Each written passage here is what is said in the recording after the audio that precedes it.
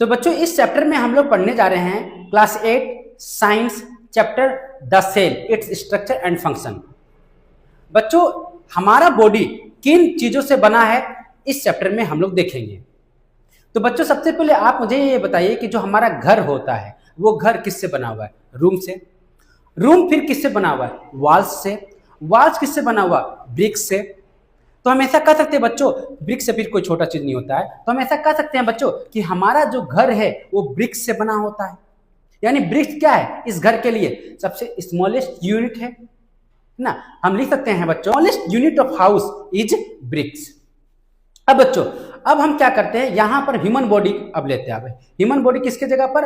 House के जगह पर। अब हम लोग कंपेयर कर रहे हैं ह्यूमन बॉडी को। अब ह्यूमन बॉडी किससे बना हुआ बच्चों? ऑर्गन से, जैसे brain, heart, stomach, small intestine, leg, eye, ये सब क्या है बच्चों? ऑर्गन। और हम आपसे पूछे ये ऑर्गन फिर किससे बना हुआ है, तो ये ऑर्गन टिश्यू से बना हुआ है। और टिश्यू फिर किससे बना हुआ बच्चों? सेल से बना हुआ है। यानी बहुत सारे सेल्स मिलेंगे तो एक टिश्यू बनेंगे, बहुत सारे टिश्यू मिलेंगे तो एक ऑर्गन बनेंगे, और बहुत सारे ऑर्गन मिलेंगे तब एक ह्यूमन बॉडी तैयार होगा। बच्चों तो हम ऐसा कह सकते हैं कि ये जो सेल है, जिस प्रकार से बच्चों कि हमारा घर का हम जो ब्रिक्स होता है, हमारा बहुत सारे ब्रिक्स मिलकर घर बनते हैं, उसी प्रकार से बच्चों कि बहुत सारे सेल्स मिलते हैं तब हमारा ह्यूमन बॉडी तैयार होता है। बात समझ में आ रहा है बच्चों? यानी हमारा बॉडी किससे बना हुआ है? सेल से। हमारा घर किससे बना हुआ है? ब्रिक्स से। बात समझ में आ रहा है बच्चों? तो इन सेल के बारे में पढ़ना है इस चैप्टर में। तो बच्चों ये जो सेल्स तो बहुत छोटे छोटे होते हैं, नेक्ड आई से देख नहीं सकते हैं। तो यहां पर कुछ डेट लिखे हुए हैं जो सेल के डिस्कवरी में काफी इंपॉर्टेंट होता है। बच्चों यहां पर जो लिखे हुए 1519, तो 1590 ईस्वी में क्या हुआ था बच्चों? 1590 में एक साइंटिस्ट आए थे जिसका नाम था जेकारियन जॉनसन। जेकारियन जॉनसन ने फर्स्ट टाइम कंपाउंड माइक्रोस्कोप का इन्वेंट किए थे। अब माइक्रोस्कोप क्या होता है बच्चों? माइक्रोस्कोप छोटी से छोटी चीजों को ये जूम करके दिखाता है। और कंपाउंड माइक्रोस्कोप फिर क्या होता है बच्चों? ये एडवांस लेवल का माइक्रोस्कोप होता है जो बहुत छोटे से छोटे चीजों को ये दिखा सकता है, कंपाउंड माइक्रोस्कोप। अब 1665 ईस्वी में क्या हुआ था बच्चों? 1665 ईस्वी में एक बायोलॉजिकल साइंटिस्ट थे जिनका नाम था रॉबर्ट हुक। इन्होंने फर्स्ट टाइम क्या किया था? सेल का खोज इन्होंने ही फर्स्ट टाइम किए थे। कैसे किए थे? इन्होंने क्या किया था, एक प्लांट में जो प्लांट होते हैं तो प्लांट के इन्होंने रफ सरफेस को लिए थे। रफ सरफेस को बोला जाता है यानी बार्क, यानी प्लांट जो लिए थे। तो इन्होंने क्या किया था बच्चों कि प्लांट के रफ सरफेस जिसे बार्क कहते हैं, इन्होंने बार्क को कंपाउंड माइक्रोस्कोप से देखे थे। ये वही कंपाउंड माइक्रोस्कोप इंस्ट्रूमेंट जो जेकारियन जॉनसन ने इन्वेंट किए थे 1590 ईस्वी में। अब जब इन बार्क को कंपाउंड माइक्रोस्कोप से देखे थे तो इन्होंने देखा कि बार्क के अंदर में बहुत छोटे छोटे कंपार्टमेंट बने हुए थे। वो कंपार्टमेंट हनीकॉम्ब के जैसा दिख रहा था। तो बच्चों इन्होंने इसी कंपार्टमेंट को इन्होंने नाम दिया सेल। लेकिन बच्चों यहाँ पर खास बात क्या है, ये जो बार्क जो है वो बार्क एक डेड सेल था। ठीक है, तो हम लिख सकते बच्चों he named this compartment as a cell. ठीक है, on this discovery he wrote a book named micrographia. इस बुक को आप पढ़ भी सकते हैं बच्चों, ऐसे नहीं भी पढ़ना है तो पढ़ो, नहीं पढ़ना तो मत पढ़ो। ठीक है, अब बच्चों देखिएगा हम कुछ पॉइंट यहाँ पर लिखवाते हैं बच्चों। All organism around us, bacteria, amoeba, paramecium, algae, fungi, plant and animals are made up of cells. बच्चों जो भी हमारे आसपास में ऑर्गेनिज्म रहते हैं, ऑर्गेनिज्म बोले तो लिविंग थिंग, जो भी रहते हैं वो सबका सब किससे बने हुए? सेल से बने हुए। लिविंग थिंग बच्चों सेल से बने, नॉन लिविंग थिंग नहीं। हम बोलेंगे मार्कर क्या सेल से बने हुए? नहीं बच्चों ये सेल से नहीं बने, क्योंकि मार्कर जो होता है वो क्या है? एक नॉन लिविंग थिंग होते हैं, ये ऑर्गेनिज्म नहीं है। लिविंग थिंग सेल से बने होते हैं। लेकिन यहां पर एक क्वेश्चन बनता है स्टूडेंट्स, रॉबर्ट हुक ने डेड सेल को खोज किए थे, तो फिर लिविंग सेल को खोज किसने किए थे? तो बच्चों लिविंग सेल का खोज लिवन हुक नाम का एक साइंटिस्ट ने किए थे। वो कौन सा किसमें वो देखे थे ये आपका लिविंग सेल? तो बच्चों वो देखे थे प्रोटोजोआ बैक्टीरिया में। 1838 ईस्वी में मैथ्यूस स्क्लेडर नाम के साइंटिस्ट हैं जिन्होंने प्लांट में स्टडी करके बताया कि all plants are made up of cells. बच्चों ये बताया क्या all plants are made of cell? अभी तक किसी ने नहीं बताया कि सारे प्लांट सेल से बने हुए। बस रॉबर्ट हुक ने क्या बताया कि आपका जो डेड सेल का खोज किए थे और आपका लिवन हुक ने लिविंग सेल का खोज किए थे प्रोटोजोआ में। और अभी तक किसी ने नहीं बताया कि सारे प्लांट्स सेल से बने होते हैं। ये किसने बताया? मैथ्यू स्किलेटन ने। कब बताया? 1838 में। 1839 में थियोडर स्वान नाम के एक साइंटिस्ट आते हैं जिनको एनिमल्स में बहुत ज्यादा इंटरेस्टेड था। इन्होंने क्या क्या एनिमल में स्टडी किए और स्टडी करने के बाद इनको पता चला कि all animals are made of cells. अब बच्चों जब 1839 ईस्वी के बाद सारे लोगों को जब पता चला कि प्लांट्स और एनिमल्स दोनों अगर सेल से बने हुए हैं, तो मैथ्यू स्किलेटन और थियोडर स्वान ने ये दोनों मिलकर एक थ्योरी दिए, जिस थ्योरी का नाम था सेल थ्योरी। अब ये थ्योरी कहता क्या बच्चों कि ऑल प्लांट्स और animal are made up of cells. अब 1855 में बिरचो नाम के एक साइंटिस्ट आए। इन्होंने बताया कि all cells come from pre exist cell. अब देखो प्री एग्जिस्ट सेल का मतलब क्या होता है बच्चों, कि इन्होंने बताया था, बिरचो ने बताया था कि जितने भी ओल्ड सेल्स होते हैं, ओल्ड सेल से ही न्यू सेल बनते हैं। जैसे समझाता हूं मैं अच्छा तरह से। जैसे देखिए ये है पेरेंट्स, और किससे बने हुए हैं? ऑब्वियस सी बात है, सेल से बने हुए। और ये उनके बच्चे। अब इनके बच्चे किससे बने हुए हैं? सेल से बने हुए। तो अगर मैं आपसे पूछूं कि ओल्ड सेल कौन और न्यू सेल कौन है, ऑब्वियस सी बात है कि बच्चों पेरेंट्स क्या हो गया? ओल्ड सेल, और उनके बच्चे क्या होंगे? New sales. नहीं समझ में आया? चलिए एक और एग्जांपल बताते हैं। बच्चों जब आप छोटे थे, अब क्लास 5 में थे, 6 गए, 7 गए, 8 गए, तो धीरे धीरे आपका हाइट बढ़ता गया। अब बच्चों हाइट जब बढ़ता गया, तो क्लास 5 में आपका नंबर ऑफ सेल्स ज्यादा होगा कि क्लास 8 में नंबर ऑफ सेल्स ज्यादा होगा? ऑब्वियस सी बात है, क्लास 8 में ज्यादा नंबर ऑफ सेल्स आपके बॉडी में होगा और क्लास 5 में कम होगा। तो ये जो आपका जो सेल बढ़ा, वो बाहर से कोई थोड़ी ना आपका बॉडी में डाल दिया। नहीं बच्चों, ये जो आपका जो क्लास 5 में जो सेल था वो डिवीजन करता गया और फिर आपका सेल इतना बड़ा हुआ। बात समझ आप इतने बड़े हो पाए। तो ये क्या हुआ कि ओल्ड सेल से ही न्यू सेल्स बने ना, इसी को बोला जाता है प्री एग्जिस्ट सेल। अब बच्चों 1940 ईस्वी में इलेक्ट्रॉन माइक्रोस्कोप का खोज हुआ। इसमें क्या हुआ कि after the invention of electron microscope information about its structure and tremendously increase। अब क्या हुआ बच्चों, इसके खोज होने के बाद इलेक्ट्रॉन माइक्रोस्कोप मतलब ना दिखने वाली चीज भी इस माइक्रोस्कोप से दिख जाएगा। जब ये इनका इन्वेंशन हुआ तब जाकर क्या हुआ, सेल के बारे में और ज्यादा जानकारी मिला। जो ना दिखने वाली चीजें भी वो दिखने लगा इस इलेक्ट्रॉन माइक्रोस्कोप से। और जब दिखने लगा तो और भी ज्यादा ट्रेमेंडसली इंक्रीज हुआ सेल का स्ट्रक्चर। ठीक है, अब देखते हैं स्टूडेंट साइटोलॉजी क्या होता है। देखो साइटो का मतलब होता है सेल और लॉजी का मतलब होता है स्टडी। जो सेल का स्टडी करता है उसे स्टडी साइटोलॉजी कहा जाता है। The branch of science that deal with study of structure and composition of cell is called cytology. अब तो सुन आपको पता चल ही गया होगा कि सेल का खोज कैसे हुआ और किस तरह से हुआ और कितने साइंटिस्टों ने इन्वॉल्व होकर यह बताया कि all organism are made up of cells. अब बच्चों मजे की बात तब हुआ जब इलेक्ट्रॉन माइक्रोस्कोप का खोज हुआ। अब इलेक्ट्रॉन माइक्रोस्कोप क्या कर रहा था, ना देखने वाली चीजें भी वो जूम करके दिखा जा रहा था। तो साइंटिस्टों ने जब सेल को इलेक्ट्रॉन माइक्रोस्कोप से देखा तो देखा गया कि सेल का शेप को पता चला, सेल साइज पता चला, सेल का नंबर पता चला। और तब जाकर आया आपका topic variety in organism with respect cell number, shape and size. अब बच्चों ऑर्गेनिज्म को हम लोग दो पार्ट्स में डिवाइड करेंगे on the basis of number of cells. पहला होता है यूनिसेलुलर और दूसरा होता है मल्टीसेलुलर। यूनिसेलुलर ऑर्गेनिज्म का मतलब क्या होता है बच्चों, यूनि का मतलब होता है सिंगल और सेलुलर का मतलब होता है सेल। वैसे ऑर्गेनिज्म जो सिंगल सेल से बने होते हैं उसे बोलते हैं यूनिसेलुलर ऑर्गेनिज्म। जैसे अमीबा, प्रोटोजोआ, पैरामीशियम, क्लेमेडोमोनास, ये सारी चीजें यूनिसेलुलर, ये सारे आपको ऑर्गेनिज्म सिंगल सेल से बने होते हैं जिसे बोला जाता है यूनिसेलुलर ऑर्गेनिज्म। अब बात करते हैं मल्टीसेलुलर ऑर्गेनिज्म की। बच्चों मल्टी का मतलब होता है मैनी और सेलुलर का मतलब होता है सेल। ऐसे ऑर्गेनिज्म जो कई सारे सेल से मिलकर बने होते हैं उसे मल्टीसेलुलर ऑर्गेनिज्म कहते हैं। जैसे हम, आप, प्लांट, एनिमल्स, फंगी। ठीक है बच्चों, तो हम लोग ऑर्गेनिज्म को दो पार्ट्स में डिवाइड कर दिया। अब ये पॉसिबल कैसे हुआ बच्चों, कैसे पता चला साइंटिस्टों को कि अमीबा जो है एक सेल से बना है, ह्यूमन बॉडी बहुत सारे सेल से? उसका रीजन है बच्चों इलेक्ट्रॉन माइक्रोस्कोप। इलेक्ट्रॉन माइक्रोस्कोप ही और बेहतर तरीका से दिखा रहा था चीजों को। ठीक है, अब क्या हुआ स्टूडेंट्स, अब ऑर्गेनिज्म को हम लोग सेल शेप में डिवाइड करेंगे। अब जब सेल शेप पे डिवाइड करते हैं बच्चों, अब शेप जो होता है सेल शेप दो टाइप्स के होते हैं, सेल का जो शेप होते हैं वो दो टाइप्स के होते हैं। नेक्स्ट पढ़ते हैं सेल शेप।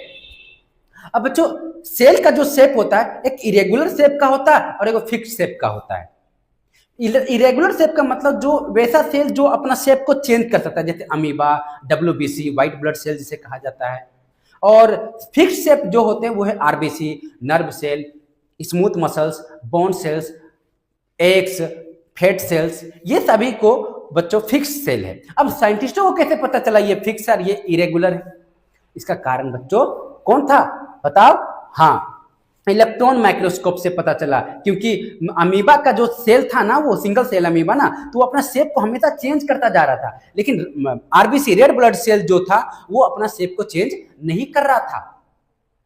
बात समझ में आया? अब थोड़ा शेप के बारे में भी पता कर लेते हैं। जो तो RBC का शेप है डिस्क्वाइडल, ठीक है बच्चों, और नर्व सेल का जो शेप था वो इलोंगेटेड था, और मसल सेल का शेप था स्पिंडल शेप का था, और बोन सेल जो था वो स्टेलेट सेल का था, और एग जो था और फैट जो था इलेप्टिकल शेप का था, और एग जो था बच्चों वो आपका ओवल शेप का था। ठीक है, अब बात करते हैं स्टूडेंट सेल साइज का। अब साइज समझ में आ रहा है? साइंटिस्टों ने जब ऑर्गेनिज्म को देखा कंपाउंड माइक्रोस्कोप से, तो देखा क्या कि अरे ये तो बहुत छोटा सेल है, अरे ये तो बहुत बड़ा सेल है, ये तो सबसे लंबा सेल है। ये कैसे पता चला होगा? ऑब्वियस सी बात है बच्चों, उन्होंने क्या किया, कंपाउंड माइक्रोस्कोप से देखा, तब ये पॉसिबल हो पाया। तो स्मॉलेस्ट सेल, इस पृथ्वी पर सबसे छोटा सेल माइकोप्लाज्मा है स्टूडेंट। यही माइकोप्लाज्मा हम लोगों को बीमारी लाता है, निमोनिया। सुने होंगे आप बच्चों, निमोनिया हो गया, बहुत खतरनाक बीमारी है, ये माइकोप्लाज्मा के कारण से आता है। और माइकोप्लाज्मा का जो सेल होता है वो सबसे छोटा सेल्स होते हैं। अब आते हैं लार्जेस्ट सेल। इस पृथ्वी पे सबसे बड़ा सेल होता है बच्चों ऑस्ट्रिच का cell. Next longest cell, longest cell बच्चों नर्व सेल, जिसे न्यूरॉन सेल भी कहते हैं, हमारे ब्रेन में ये सेल पाए जाते हैं। अब बच्चों सेल को हम लोग फर्दर डिवाइड करने जा रहे हैं on the basis of the structure of cell. ये दो टाइप्स के होते हैं सेल्स बच्चों, एक होते प्रोकैरियोटिक, एक होते यूकैरियोटिक। प्रो का मतलब बिफोर, कैरियोटिक का मतलब न्यूक्लियस। उसी तरह से बच्चों यूकैरियोटिक में यू का मतलब होता है ट्रू और कैरियोटिक का मतलब होता है न्यूक्लियस। ठीक है बच्चों, अब प्रोकैरियोटिक सेल वैसे सेल को कहा जाता है जो हजारों साल, करोड़ों साल पहले जो सेल पाए जाते थे, वैसे सेल को प्रोकैरियोटिक सेल कहते हैं। और आजकल में जो सेल पाए जाते हैं उसे यूकैरियोटिक सेल्स कहते हैं। प्रोकैरियोटिक सेल्स स्टूडेंट्स अभी भी यूकैरियोटिक के कंपेयर में बहुत ज्यादा है। प्रोकैरियोटिक सेल जो होते हैं हर जगह पाया जाता है बच्चों, जैसे सॉइल में पाया जाता है, वाटर में पाया जाता है, एयर में पाया जाता है, हमारी बॉडी में भी पाए जाते हैं। ठीक है बच्चों, यूकैरियोटिक सेल जैसे एनिमल्स, प्लांट, अमीबा, ये सब यूकैरियोटिक सेल से बने होते हैं। अब बच्चों प्रोकैरियोटिक यूकैरियोटिक का कुछ डिफरेंस को देख लेते हैं। बच्चों एक तरफ हम यूकैरियोटिक सेल्स के स्ट्रक्चर दिए हुए हैं, एक तरफ प्रोकैरियोटिक सेल का स्ट्रक्चर दिए हुए हैं। तो बच्चों प्रोकैरियोटिक सेल जो होते हैं ये यूनिसेलुलर होते हैं, और यूकैरियोटिक सेल जो होते हैं वो मल्टी सेलुलर ऑर्गेनिज्म होते हैं। प्रोकैरियोटिक में बच्चों न्यूक्लियस नहीं होता है, प्रोकैरियोटिक में न्यूक्लियस नहीं होता है, लेकिन यूकैरियोटिक में न्यूक्लियस होता है। प्रोकैरियोटिक में स्टूडेंट न्यूक्लियर मेम्ब्रेन नहीं होते हैं, और यूकैरियोटिक सेल में न्यूक्लियर मेम्ब्रेन होते हैं। इस कारण से प्रोकैरियोटिक में न्यूक्लियस ना होने के कारण से उसके जगह पर न्यूक्लियोड पाया जाता है, न्यूक्लियोड। ठीक है, और यूकैरियोटिक में न्यूक्लियस तो पाया ही जा रहा है।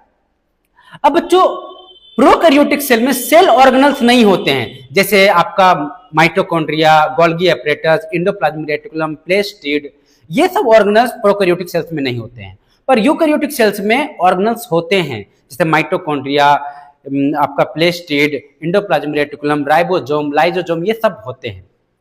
ठीक है बच्चों, अब बच्चों प्रोकैरियोटिक सेल का कुछ एग्जांपल के तौर पर अगर लेना चाहते हैं तो आप ले लिए बैक्टीरिया, ब्लू ग्रीन एल्गे, फिर आर्के बैक्टीरिया, साइनोबैक्टीरिया, ये सब प्रोकैरियोटिक सेल का। बच्चों यहां पर जो स्ट्रक्चर आपको दिख रहा है ये स्ट्रक्चर है एनिमल सेल का। बच्चों ये जो सेल है, जो आउटर लेयर जो आपको दिख रहा है, इसे बोला जाता है प्लाज्मा मेम्ब्रेन या सेल मेम्ब्रेन भी कह सकते हैं। और सेल मेम्ब्रेन के अंदर में जो भी लिक्विड सब्सटेंस होता है जिसे बोला जाता है प्रोटोप्लाज्मा। अब बच्चों यहां पर ध्यान दो, यहां पर आपको येलो कलर का राउंड फिगर दिख रहा होगा जिसे बोला जाता है माइटोकॉन्ड्रिया, और यहां पर भी उसके जस्ट नीचे में डॉट डॉट जैसा स्ट्रक्चर आपको दिख रहा होगा स्टूडेंट, जिसको बोला जाता है राइबोसोम। और ये आया आपका स्मूथ एंडोप्लाज्मिक रेटिकुलम। अब स्मूथ एंडोप्लाज्मिक रेटिकुलम के जस्ट ऊपर में देखो बच्चों, छोटा छोटा राइबोसोम आपको लगा हुआ, उस स्ट्रक्चर को बोलेंगे रफ एंडोप्लाज्मिक रेटिकुलम। और ये है हमारे पास लाइसोसोम, जो हमारे सिलेबस में नहीं है लेकिन फिर भी हम आपको बता दे रहे हैं। अब स्टूडेंट देखिएगा, पूरे सेल के सेंटर में आपको दिख रहा होगा, सेंटर में आपको जो दिख रहा है उसे बोला जाता है न्यूक्लियस। और न्यूक्लियस के अंदर में आपको वहीं पर आपको दिखेगा एक लिक्विड जैसा सब्सटेंस होता है जिसको बोला जाता है न्यूक्लियोप्लाज्मा। और ये जो आउटर लेयर दिख रहा है आपको, इसे बोला जाता है न्यूक्लियर इन्वेलप या फिर न्यूक्लियर मेम्ब्रेन भी कह सकते हैं। अब बच्चों इन चारों को यानी न्यूक्लियस, न्यूक्लियोप्लाज्मा, न्यूक्लियर इन्वेलप को, इन तीनों को मिलाकर बोला जाता है न्यूक्लियस कहा जाता है बच्चों। यानी ऐसा आप कह सकते हैं स्टूडेंट कि जो सेंटर में आपको दिख रहा है, जो भी चीजें आपको दिख रहा है, उन सभी को बोला जाता है न्यूक्लियस। और न्यूक्लियस का ये सब जो चीजें दिख रहे हैं बताएं आपको, ये है कंपोनेंट। क्या क्या कंपोनेंट है न्यूक्लियस का? न्यूक्लियस, न्यूक्लियोप्लाज्मा, न्यूक्लियर इन्वेलप या न्यूक्लियर मेम्ब्रेन भी कह सकते हैं। अब स्टूडेंट ऊपर में देखिए आपको गोल्गी बॉडीज दिख रहा होगा और वहीं पर एक छोटा सा आपको राउंड सर्कल दिख रहा होगा जिसे बोला जाता है वैक्यूल्स। तो ये था आपका एनिमल सेल का स्ट्रक्चर बच्चों। अब हम लोग देखते हैं प्लांट सेल का स्ट्रक्चर। तो ये रहा आपका प्लांट सेल का स्ट्रक्चर। यहां पर जो बाहर में दिख रहा है बच्चों एक स्ट्रक्चर, आउटर लेयर जो दिख रहा है, इसे बोला जाता है सेल वॉल। और बच्चों ये जो सेल वॉल है वो एनिमल सेल में नहीं पाया जाता है, जस्ट उसके अंदर में स्टूडेंट्स एक और लेयर बना रहता है जिसे बोला जाता है प्लाज्मा मेम्ब्रेन या सेल मेम्ब्रेन। बच्चों प्लांट सेल में ना सेल वॉल और प्लाज्मा मेम्ब्रेन दोनों होते हैं, पर एनिमल सेल में प्लाज्मा सेल वॉल नहीं होते हैं, ठीक है, सिर्फ प्लाज्मा मेम्ब्रेन होते हैं, ठीक है। अब उसके जस्ट नीचे में प्रोटोप्लाज्मा होता है, जैसे मैंने आपको बताया था एनिमल सेल में।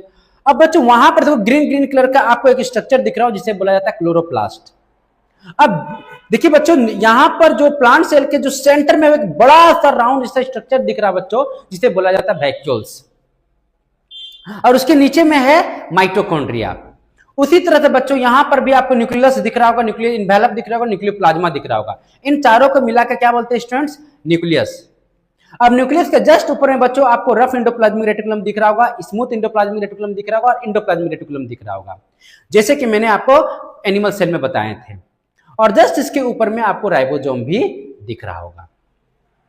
स्मूथ एंडोप्लाज्मिक रेटिकुलम को इसलिए स्मूथ बोलते हैं बच्चों क्योंकि वहां पर रफ राइबोसोम नहीं होते हैं, और रफ एंडोप्लाज्मिक रेटिकुलम में रफ इसलिए बोलते हैं क्योंकि इसके अंदर में राइबोसोम्स होते हैं।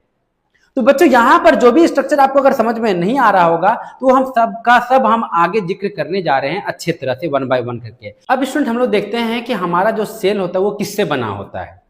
तो बच्चों ये प्लाज्मा मेम्ब्रेन से बने होते हैं, इसे सेल मेम्ब्रेन भी कह सकते हैं। दूसरा साइटोप्लाज्मा, तीसरा सेल ऑर्गेनल्स और चौथा न्यूक्लियस। ये सब चारों चीजों से हमारा सेल बने होते हैं स्टूडेंट्स। अब नेक्स्ट देखते हैं स्टूडेंट कि सेल का स्ट्रक्चर। बच्चों हम लोग ये जो सेल का स्ट्रक्चर आपको दिखाया जा रहा है, ये सारे स्ट्रक्चर के बारे में हम लोगों को पढ़ना है, ठीक है बच्चों। तो पहला सेल मेम्ब्रेन के बारे में पढ़ेंगे, फिर सेल वॉल के बारे में पढ़ेंगे, फिर प्रोटोप्लाज्मा के बारे में पढ़ेंगे, फिर endoplasmic reticulum, ribosome, mitochondria, Golgi bodies, plastid, lysosome, vacuoles, nucleus. बच्चों यहां पर देखो राइबोसोम से लेकर वैक्यूल्स तक आपको देखिए येलो कलर में आपका लिखा हुआ होगा। ये सब चीजों को, इन सारे को बोला जाता है सेल ऑर्गेनल्स कहा जाता है। जिस तरह से हमारे बॉडी में ऑर्गन्स होते हैं ना, पैर, हाथ, नाक, कान, मुंह, उसी तरह सेल का भी ऑर्गन होते हैं। ये जितने भी कलर करके रखा हुआ है ये वर्ड आपको, ये सब का सब क्या है? सेल ऑर्गेनल है, सेल का ऑर्गन्स है। और नीचे क्या है बच्चों? न्यूक्लियस। यानी इन सारे चीजों को वन बाय वन करके पढ़ेंगे इस चैप्टर में।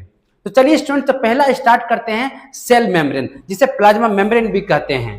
तो आपको देखिए यहां पर जो आपको प्लाज्मा मेम्ब्रेन दिख रहा है, ये इसमें आउटर लेयर में देखिए, ये आउटर लेयर जो है इसे कहा जाता है सेल का सेल मेम्ब्रेन, ठीक है बच्चों। तो इसका कैरेक्टरिस्टिक्स क्या है थोड़ा देख लेते हैं। तो सबसे पहले बच्चों ये जो सेल मेम्ब्रेन होता है ये लिविंग सेल होते हैं, living part of the cell, यानी ये living part of the cell, cell का ये लिविंग पार्ट होता है। दूसरा ये जो सेल मेम्ब्रेन होते हैं बच्चों, ये बहुत पतला होता है, नाजुक होता है, डेलिकेट जिसे बोला जाता है, इलास्टिक भी होता है, लचीलापन भी होता है। तीसरा बच्चों ये जो सेल है, सेल का जो ये जो सेल मेम्ब्रेन है, ये लिंक करके रखता है आउटर इन्वायरमेंट और inner environment of this cell. यानी सेल मेम्ब्रेन सेल को बाहर के एनवायरमेंट और आउटर एनवायरमेंट को दोनों को लिंक करके रखता है। और सबसे खास बात बताओ, ये जो सेल मेम्ब्रेन है it is selectively permeable membrane है। यानी इस सेल मेम्ब्रेन से कुछ ही चीजें बाहर से अंदर आ सकता है और अंदर से बाहर जा सकता है, जैसे ऑक्सीजन, कार्बन डाइऑक्साइड, वाटर, है ना। तो it allow the flow of limited substance in and out of the cell. अब स्टूडेंट्स हम लोग देखते हैं का सेल वॉल। जो सेल वॉल होता है बच्चों, ये प्लांट सेल में पाया जाता है, पर सेल मतलब एनिमल सेल में नहीं पाया जाता है। ठीक है बच्चों, बात ध्यान में रहे कि ये प्लांट सेल में सेल वॉल पाया जाता है, एनिमल सेल में नहीं पाया जाता है। इसका कैरेक्टरिस्टिक्स को देख लेते हैं बच्चों। ये नॉन लिविंग था, ये नॉन लिविंग है स्टूडेंट, लेकिन सेल मेम्ब्रेन क्या था, लिविंग था, और सेल वॉल क्या है, नॉन लिविंग है। बच्चों ये जो सेल वॉल है ना, प्रोकैरियोटिक सेल और प्लांट सेल दोनों में पाया जाता है। ये जो सेल वॉल स्टूडेंट ये थिक होता है और रिजिड होता है। रिजिड मतलब कठोर होता है, थिक मतलब थोड़ा सा मोटा रहता है। पर सेल मेम्ब्रेन जो था बच्चों वो क्या था, थिन था, इलास्टिक था और डेलिकेट भी था। बच्चों जो सेल वॉल होता है ये फ्रीली परमेबल मेम्ब्रेन होता है, किसी भी चीजों को अंदर बाहर जाने दे सकता है। It allow entry exit of all substance. बच्चों अब देखते हैं प्रोटोप्लाज्मा। तो बच्चों यहां पर आपको प्रोकैरियोटिक सेल, प्लांट का सेल और एनिमल का सेल्स आपको दिख रहा होगा। ये प्रोकैरियोटिक सेल का ये है प्रोटोप्लाज्मा, और प्लांट सेल का जो ग्रीनिश कलर का जो दिख रहा है आपको ये है प्रोटोप्लाज्मा, और ये है आपका एनिमल सेल का जो है वाटर जैसा सब्सटेंस दिख रहा है, ये है प्रोटोप्लाज्मा। यानी कहने का मतलब क्या है स्टूडेंट, प्रोकैरियोटिक सेल और प्लांट और एनिमल सेल ये दोनों क्या है, यूकैरियोटिक सेल। यानी इन तीनों में पाया जाता है प्रोटोप्लाज्मा। अब प्रोटोप्लाज्मा के दो पार्ट्स होते हैं बच्चों, एक होते हैं साइटोप्लाज्मा और एक होता है न्यूक्लियोप्लाज्मा। साइटोप्लाज्मा किसे कहते हैं बच्चों, न्यूक्लियस को छोड़कर बाकी सारी चीजों को प्रोटोप्लाज्मा कहते हैं। ठीक है बच्चों, और न्यूक्लियोप्लाज्मा फिर क्या होता है, साइटोप्लाज्म के बाकी सारे साइटोप्लाज्म को छोड़कर बाकी सारा चीजों को न्यूक्लियोप्लाज्मा कहते हैं। ठीक है, तो चलिए स्टूडेंट वन बाय वन करके पढ़ लेते हैं। प्रोटोप्लाज्मा का कैरेक्टरिस्टिक्स को देखते हैं students. It is colourless jelly like substance होते हैं ये बच्चों, जो पाया जाता है सेल के बीचों बीच में पाया जाता है आपका। ठीक है, सेल मेम्ब्रेन के जस्ट बाद में पाया जाता है ये। ठीक है, पार्ट्स ऑफ प्रोटोप्लाज्मा क्या होता है, साइटोप्लाज्मा और दूसरा न्यूक्लियोप्लाज्मा। साइटोप्लाज्मा क्या होता है, पार्ट ऑफ प्रोटोप्लाज्मा एक्सेप्ट न्यूक्लियस, और न्यूक्लियोप्लाज्मा क्या होता है, पार्ट ऑफ प्रोटोप्लाज्मा एक्सेप्ट साइटोप्लाज्मा। अब स्टूडेंट्स टाइम आ गया है सेल के ऑर्गेनल्स के बारे में पढ़ने का। ये है हमारा सेल, और इस सेल में जो ब्रैकेट में आपको जो लिखा हुआ है उसे बोला जाता है सेल का ऑर्गेनल्स, यानी ये है सेल ऑर्गेनल्स, और इसका नाम है बच्चों गोल्गी बॉडीज। बच्चों इस गोल्गी बॉडीज को, इस सेल ऑर्गेनल को हम क्या करते हैं, सेल से बाहर निकालते हैं। तो देखिए कुछ इस तरह से आपको दिख रहा होगा। बच्चों ये जो गोल्गी बॉडीज जो सेल के अंदर में पाया जा रहा है, ये फर्स्ट टाइम कैमिलो गोल्गी नाम का एक साइंटिस्ट थे, उन्होंने फर्स्ट टाइम सेल के अंदर में इस ऑर्गेनल को देखे थे, और इसे गोल्गी कॉम्प्लेक्स भी कहा जाता है, गोल्गी बॉडीज भी कहा जाता है, गोल्गी एपरेटस भी कहा जाता है। बच्चों it consist of membrane bound structure arrange parallel to each other. अगर आप ध्यान से तुम देखो बच्चों, ये जो आपका ना बाउंड स्ट्रक्चर है जो एक के ऊपर पैरेलल है, ऐसे ना। अब पढ़ते स्टूडेंट्स नेक्स्ट ऑर्गेनल सेल का है, वो है आपका राइबोसोम। बच्चों राइबोसोम बहुत छोटा छोटा होता है, जैसे मैं आपको दिखाया जा रहा हूं। अब बच्चों ये राउंड शेप का होता है, और ये डेंस फुल्ली पैक्ड होता है। ये डेंस भी होता है और फुल्ली पैक्ड होता है, क्रिकेट बॉल के जैसा। जैसे क्रिकेट बॉल फुल्ली पैक्ड होता है, अंदर से क्या रहता है, खोखला रहता है, उसी तरह से राइबोसोम भी रहता है। राइबोसोम भी फुल्ली तरह से पैक्ड रहता है और अंदर से खोखला रहता है। अब इसके कैरेक्टरिस्टिक्स को देख लेते हैं बच्चों। Ribosomes are extremely small, dense and round bodies. In prokaryotic ribosomes are of the 70S types, और in eukaryotic cell ribosomes are 80S type cell. ये थोड़ा सा हाई लेवल का मैंने बता दिया, लेकिन फिर भी आप नोट्स में लिख दो, ठीक है। Next students consist of ribonucleic protein. बच्चों राइबोसोम जो होता है ना, ये राइबोन्यूक्लिक प्रोटीन से बना होता है। यानी ओवरऑल हम कह सकते हैं कि जो राइबोसोम होता है एक प्रकार का प्रोटीन है, अब प्रोटीन है सेल का, ठीक है। अब इसमें नेक्स्ट ऑर्गेनल की ओर बढ़ते हैं, वो है माइटोकॉन्ड्रिया। बच्चों ये जो ऑर्गेनल्स होते हैं प्लांट सेल और एनिमल सेल दोनों में पाए जाते हैं। ये जो येलो कलर का आपको स्ट्रक्चर दिख रहा है यही है माइटोकॉन्ड्रिया। बच्चों ये जो माइटोकॉन्ड्रिया होता है ये प्रोवाइड करता है एनर्जी हर एक लिविंग सेल को, यानी लिविंग सेल को ये एनर्जी सप्लाई करने का काम करता है। और वे क्या करता है, एनर्जी को स्टोर भी करता है और रिलीज जब करता है एनर्जी को तो एटीपी की फॉर्म में रिलीज करता है। एटीपी मतलब एडिनो ट्राइफॉस्फेट, इसलिए एटीपी को energy currency of the cells भी कहा जाता है। और माइटोकॉन्ड्रिया का सबसे बेस्ट बात power house of the cells भी कहते हैं। नेक्स्ट ऑर्गेनल की ओर बढ़ते स्टूडेंट वो है प्लेस्टिड। बच्चों ये सिर्फ प्लांट सेल में पाया जाता, एनिमल सेल में नहीं पाया जाता, यानी हमारे बॉडी में नहीं पाया जाएगा। ये ग्रीन कलर का आपको जो दिख रहा है सेल के अंदर बच्चों वही है आपका प्लेस्टिड। इसका कैरेक्टरिस्टिक्स को देख लेते हैं बच्चों। ऐसे तो plastid are usually spherical and discoidal in shape का होता है, मतलब स्फेरिकल होता है, डिस्क्वाइडल शेप का होता है। प्लेस्टिड आर 3 टाइप्स, क्लोरोप्लास्ट, क्रोमोप्लास्ट और ल्यूकोप्लास्ट। जो क्लोरोप्लास्ट होता है वो ग्रीन कलर देता है पूरे प्लांट को जो ग्रीन कलर प्रोवाइड करता है वो क्लोरोप्लास्ट होता है। और इसी क्लोरोप्लास्ट में एक क्लोरोफिल नाम का पिगमेंट पाया जाता है जो बाद में पढ़ेंगे हम लोग, ठीक है। नेक्स्ट आते हैं क्रोमोप्लास्ट। क्रोमोप्लास्ट क्या करते हैं, ये कलरफुल प्लेस्टिड होता है। ल्यूकोप्लास्ट कैसा होता है, ये कलरलेस प्लेस्टिड होता है। इनके फंक्शन को भी देख लेते हैं। जैसे क्लोरोप्लास्ट का काम क्या होता है कि मैन्युफैक्चर करता है फूड को by the process of photosynthesis, इसलिए क्लोरोप्लास्ट को kitchen of the plant cell भी कहा जाता है। दूसरा क्रोमोप्लास्ट। क्रोमोप्लास्ट क्या करता है, कलर प्रोवाइड करता है फ्लावर को, फ्रूट्स का कलर जो होता है ना ब्लू, येलो, ग्रीन होता है ना, वो आपका क्रोमोप्लास्ट ही देता है। फ्लावर का भी अलग अलग कलर होता है, येलो होता है, रेड होता है, पिंक होता है, ये क्रोमोप्लास्ट ही उस फ्लावर को कलर प्रोवाइड करता है। नेक्स्ट आता है ल्यूकोप्लास्ट। ल्यूकोप्लास्ट क्या करता है, help in the storage of various substance like storage protein and fats. बच्चों ये क्या करता है, स्टोरेज करने का काम करता है। जो प्लांट स्टार्च बनाता है ना, ग्लूकोज बनाता है, ग्लूकोज में जो स्टार्च स्टोर करके रखता है तो ल्यूकोप्लास्ट में ही स्टोर करके रखा जाता है। प्रोटीन को ल्यूकोप्लास्ट में ही स्टोर करके रखा जाता है, फैट्स को ल्यूकोप्लास्ट में ही स्टोर करके रखा जाता है। नेक्स्ट सेल ऑर्गेनल वो है एंडोप्लाज्मिक रेटिकुलम। बच्चों ये जो सेल आपको दिख रहा है यहाँ पर एंडोप्लाज्मिक रेटिकुलम कहाँ पर है, देखिए यहाँ पर आपको ट्यूब और नेटवर्क लाइक स्ट्रक्चर जो दिख रहा है ना आपको, वही है आपका एंडोप्लाज्मिक रेटिकुलम। बच्चों जो एंडोप्लाज्मिक रेटिकुलम जो होता है ना, इसका कैरेक्टर्स की बातें कर लेते हैं। ये थोड़ा ट्यूब लाइक स्ट्रक्चर होता है और बच्चों ये जो होता है ना न्यूक्लियस से निकलकर प्लाज्मा मेम्ब्रेन तक जाता है। यानी हम ऐसा कह सकते हैं बच्चों कि ये जो एंडोप्लाज्मिक रेटिकुलम है, न्यूक्लियस और प्लाज्मा मेम्ब्रेन यानी सेल मेम्ब्रेन, इन दोनों का एक लिंक बना रहा है, एक ब्रिज के जैसा काम कर रहा है। यानी हम ऐसा कह सकते हैं कि न्यूक्लियस से जो चीजें को ट्रांसपोर्ट करना रहेगा सेल मेम्ब्रेन तक, तो ये एंडोप्लाज्मिक रेटिकुलम ही क्या करेगा, ट्रांसपोर्टिंग में हेल्प करेगा, या फिर सारे सेल ऑर्गेनल तक यही पहुंचाएगा। यानी एक ब्रिज के जैसा काम कर रहा है। अब बच्चों एंडोप्लाज्मिक रेटिकुलम 2 टाइप्स के होते हैं, एक होते हैं स्मूथ एंडोप्लाज्मिक रेटिकुलम, एक होता है रफ एंडोप्लाज्मिक रेटिकुलम।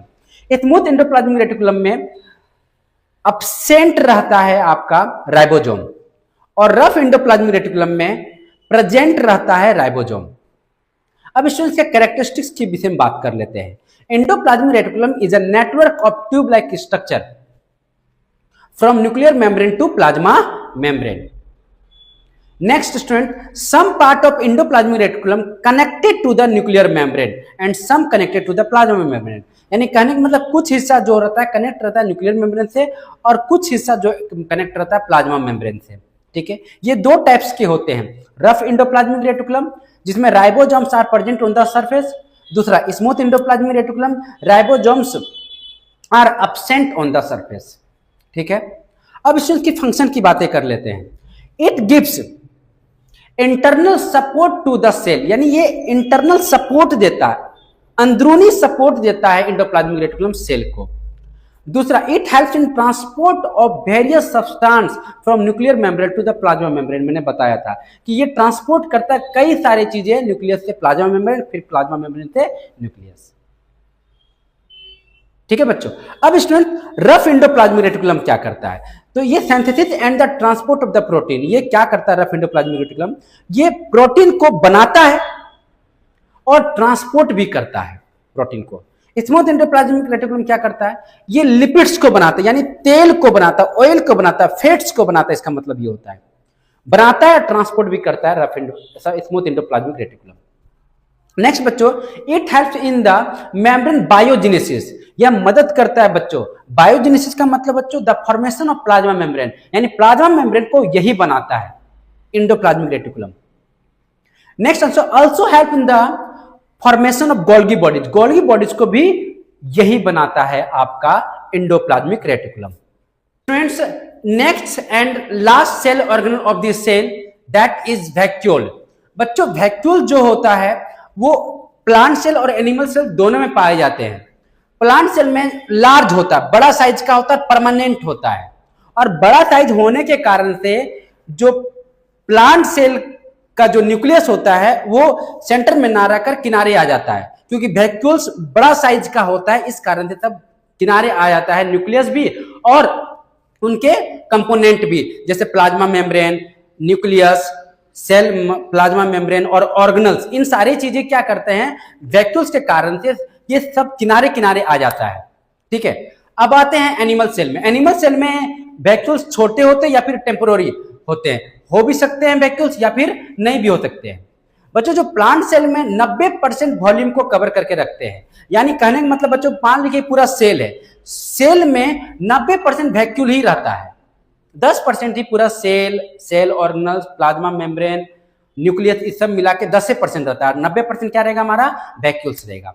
तो चलिए इनके कैरेक्टरिस्टिक्स को पढ़ लेते हैं। In plant cell vacuoles are large and permanent, जैसे मैंने बताया। In animal cell vacuoles are small in size and temporary. Vacuoles consist of liquid and solid filled in a membrane.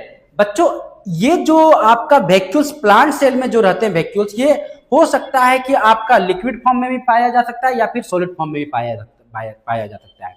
In mature plant cell it occupy up to get 90% of the cell volume. Next आता है due to its size other organelles include nucleus shift toward the plasma membrane, plasma membrane की तरफ ये shift हो जाता है vacuoles को बड़ा होने के कारण से।